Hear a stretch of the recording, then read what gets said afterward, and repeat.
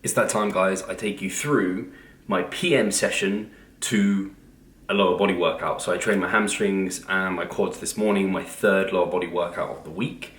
And now I'm going to be training arms, forearms, delts, maybe, I think that's it. Maybe some abs actually. You'll see. As always, I'm warming up with this band. So this just yellow light band. It's actually a pump up band. That's the prime purpose I bought these. So I like bands for warming up. Like, that's one thing I really like bands for. Ideally, you don't have to use them as like your main form of resistance, because there's some limitations to bands. Obviously the resistance is variable, so I just like to do some like general like lateral raises, a bit of upright rowing. I can do like some just curls like this, just to warm everything up and get kind of my body temperature up a little bit as well, though it's very warm in this flat, and also just get some blood in those muscle groups, just so that everything is in a good position. So when I come to do things, it's not like I'm going straight into it, although I will acclimate into every exercise, not every exercise, but my beginning exercise, I will warm up into it. I won't just like use my kind of start with a working set immediately.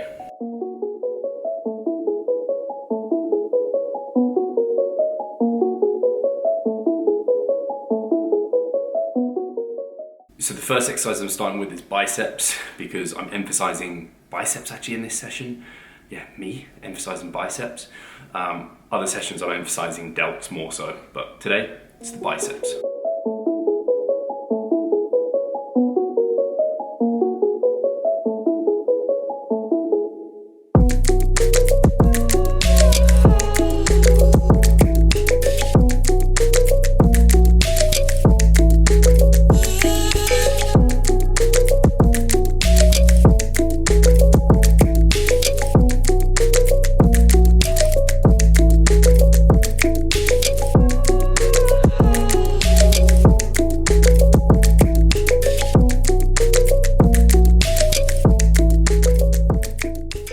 So I personally find that kind of Bayesian curl, I think it's like Menno's curl, like basically behind cable curl, where it's really emphasizing the stretch position, that disrupts my biceps a lot.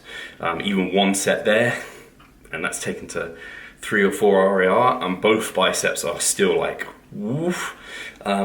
I have to be careful with that sort of loading though, like incline curls, anything that's kind of loaded in the stretch position. A lot of preacher curls do this. I end up getting a bit of wear and tear just around kind of in this area. So I have to be a bit careful about that, because my right arm at the moment is feeling that. But I've got another set of these, and then I'm actually going to be doing, and you'll see it, a D handle curl. So this is emphasizing the stretch, and then the D handle curl I'll do in front of me, and I'll come up. And I'll also get some shoulder flexion in there to further shorten the bicep and get that range of motion, which is far less disruptive. There's less probably like mechanical damage and things like this, or muscle damage. But it finishes off like my biceps really well. So it'll be 3 sets for this session.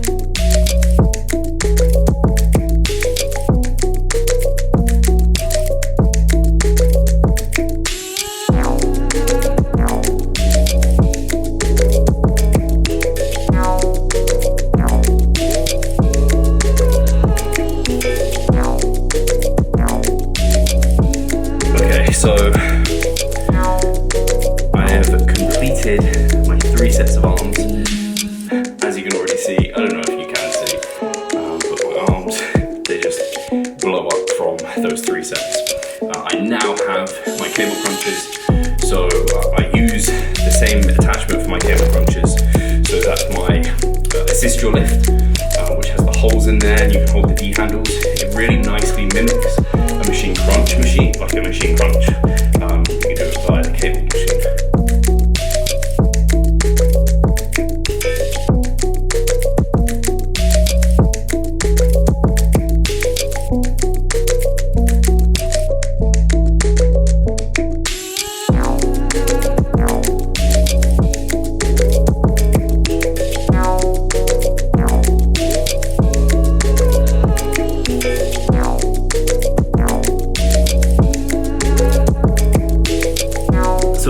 start. This is delts, biceps, and forearms, and abs. I remembered the abs at the end. It's now time for a Delt Superset. So this is one of my final times that I'm training delts during my training week. And as I tend to move through my training week, it goes from kind of heavier and ultimately probably more fatiguing to lighter and hopefully a bit less fatiguing, and probably, I guess you would call that more mechanical tension based work to, and maybe a bit more damage based work to maybe more pump style, self-swelling, metabolic stress style work. So this superset is a dumbbell lateral raise into a dumbbell rear fly. Hopefully I'll be able to get both of them and you'll be able to see both. I just have to be good with my camera work.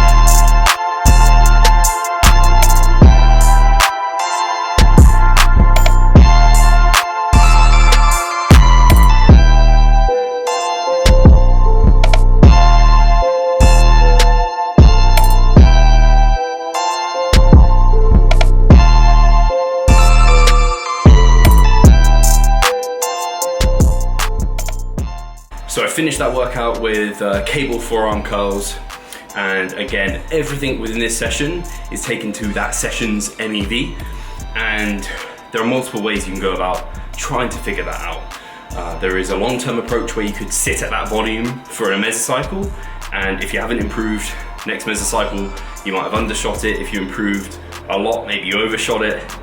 Kind of depends on that. That's a very long-term approach.